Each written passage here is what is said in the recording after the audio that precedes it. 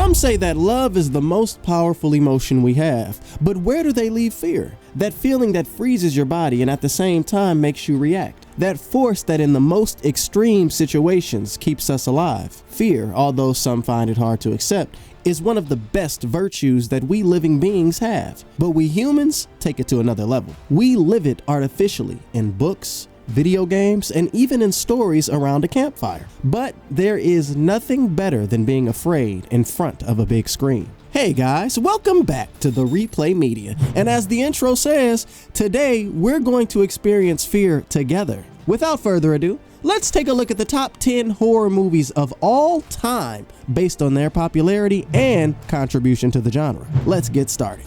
The Babadook, 2014, directed by Jennifer Kent. In recent times, horror cinema has been going through an inconsistent streak filled with generic films and the occasional truly good ones. The Babadook is one of those, and it was an absolute surprise at the time. Directed by Australian Jennifer Kent, The Babadook introduces us to Amelia, a woman with a tragic past who must raise her young son Samuel, who lives tormented by the hallucinations of a monster. Faced with the boy's increasingly violent attitude, Amelia has no choice but to medicate him. But she soon discovers that her son's hallucinations are more real than she thought. Babadook is a terrifying monster for sure. But beyond the fact that he only appears in a few scenes, his presence weighs heavily throughout the film. That palpable evil is combined with a protagonist tormented by the loss of a loved one and how she projects her inner demons into her reality. It's a blend of classic and even silent horror with modern psychological thriller, enhanced by an oppressive visual style and performances so convincing that you'll be checking the ceiling above your bed. Trust me, I know why I say it. Nosferatu, 1922, directed by F.W. Murnau. Don't let its more than 100 years of age discourage you, because Nosferatu was one of the first horror films that laid the foundations of the genre we love and hate at the same time. Conceived as an unofficial adaptation of Bram Stoker's novel Dracula, the story takes place in 1838, featuring Hutter, a young notary assistant who travels to Transylvania to conclude a sale with the owner of a Carpathian castle, the strange Count Orlok. After the first night, Hutter wakes up with fang marks on his neck, but he thinks they are simply mosquito bites. Spoiler, they weren't mosquitoes. Although they didn't have the permission of the original novel, this German film is one of the most faithful adaptations of Dracula. Apart from being a pioneer in the genre, its setting, its shadow play, and the presence of its protagonist have not been equaled. With his mere gestures, Max Schreck terrified an entire generation, and I wouldn't be surprised if he was a real vampire. Rosemary's Baby, 1968, directed by Roman Polanski. Sometimes what you don't see is far more terrifying than what you can see, because imagination comes into play, and there's nothing more treacherous than our own minds. With that premise in mind, Polanski directed this film that introduces us to Guy and Rosemary Woodhouse, an ordinary couple who move into a building in Central Park that is supposedly cursed. Ignoring warnings, Rosemary becomes pregnant and expects a little angel to emerge from within, but it's a more sinister one than she expected. Mia Farrow as the protagonist is one of the most terrifying elements of the film, as her growing paranoia throughout her pregnancy is conveyed directly to the viewer. From the Woodhouse's neighbors with Satanist past and the revelation of the baby's real father, Rosemary's Baby is an extremely harrowing experience in which simmers something that escapes all logic.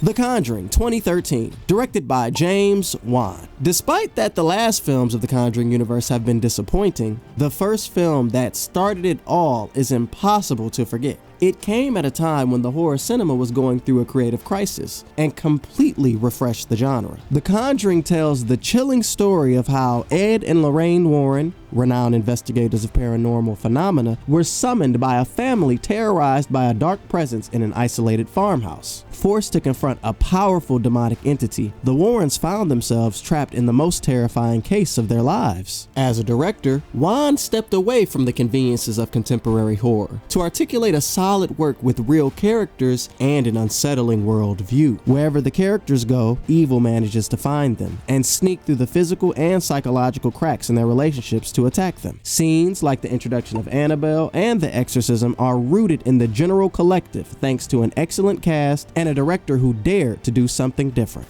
Alien, 1979, directed by Ridley Scott. Conceived from an idea as interesting as transferring jaws aboard a spaceship, Alien was born in 1979 to go down in history as one of the most terrifying films of all time. The film revolves around the crew of the Nostromo, a space freighter in the middle of a journey back to Earth, a trip that will be interrupted by a distress call that brings more trouble than they expected, as an 8th passenger wants to reproduce at the cost of blood. At first, the most surprising thing about the film is the groundbreaking design of the xenomorph created by artist H.R. Giger, who is well known for the sexual references in his work. What's terrifying about Alien is not only Ridley Scott's handling of tension, but how the monster sees humans as living incubators for its offspring. It is a giant, disgusting parasite born out of pain. Just remembering the scene of the xenomorph coming out of a crewman's stomach gives me chills, especially because of how real it looks. For a film from the late 70s, the special effects are more up to date than ever. Luckily, we can always count on the incredible Sigourney Weaver to stand up to these creatures.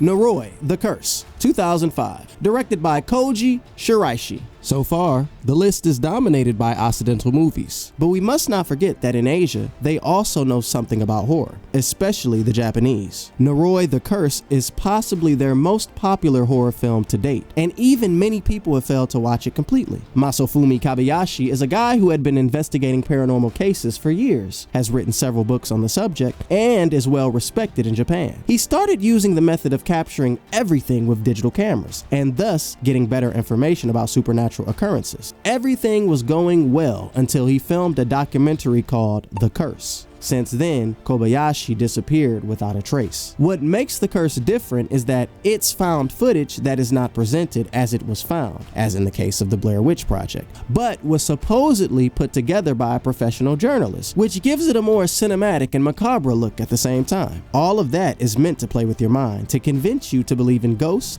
demons, and your worst fears. The bleak atmosphere, the convincing performances, and the closeness to the events caused many people to not be able to finish watching this film on their first try. It may not seem like a big deal, but imagine doing something as normal as filming with your phone and finding something you couldn't explain, even with all the words in the world.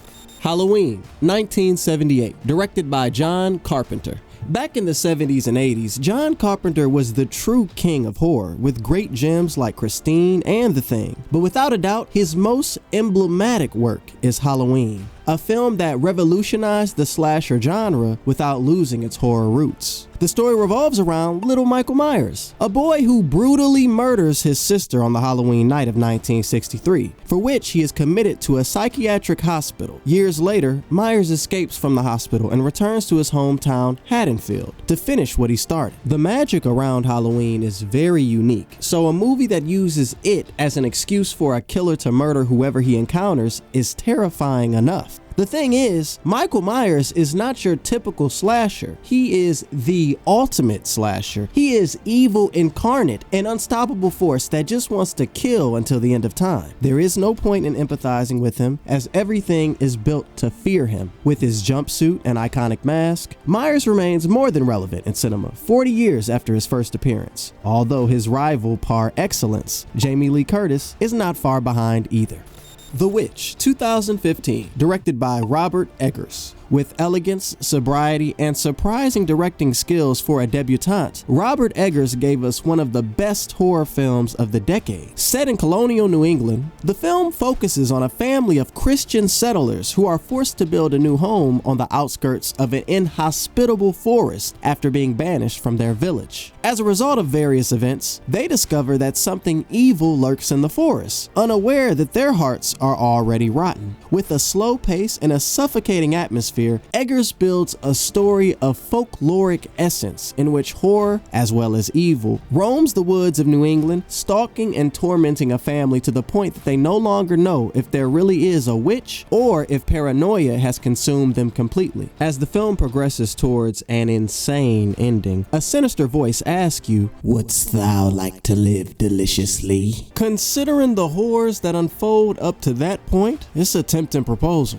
The Shining, 1980, directed by Stanley Kubrick. Loved by some and despised by others, Stanley Kubrick was one of the most controversial directors in history. But when it comes to The Shining, there are very few who don't praise this film, except Stephen King, but that's another story. Based on King's popular novel, The Shining tells the story of Jack Torrance, a man who moves with his family to the Overlook Hotel to take care of them during the winter season. Isolated from the world, little Danny Torrance suffers from psychic visions more frequently, while his father, far from breaking out of his creative block, gradually descends into madness. Similar to The Witch, this film shows a family slowly breaking apart, driven by the spirits of a hotel with a sinister past. Like the pawns of a perverse demon, the Torrances try to keep their sanity, but the head of the family, the one who is supposed to protect them at all costs, ends up going insane. With no need for special effects or makeup, Jack Nicholson embraced madness like no one else to play a character that will haunt you with an axe even in your dreams. Unfortunately, the biggest victim of this movie was the actress Shelley Duvall, who was psychologically tortured by Kubrick throughout the filming. Certainly, her character is the most tormented, although given the hellish shooting, I would say that her screams in the film are not acting.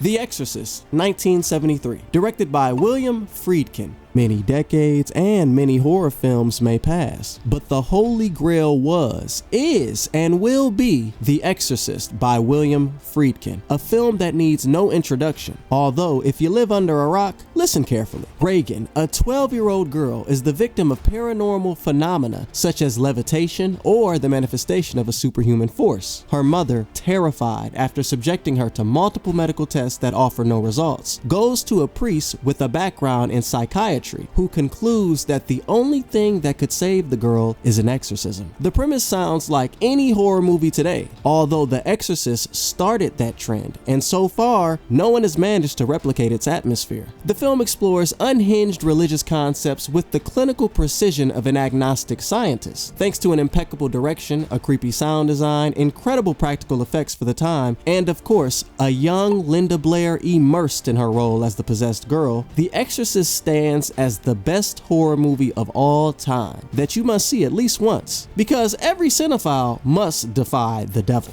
And so, we reached the end of this top 10 that was not easy to build since many gems were left out. The Texas Chainsaw Massacre, The Ring, The Blair Witch Project, and Hereditary are just some of the great horror exponents that deserve a mention. The important thing about this list is that there's a little bit of everything with a similar goal: to make you turn on the light before going to sleep. I hope you liked this video, and we invite you to mention your favorite movies in the comments. Thanks guys, see ya.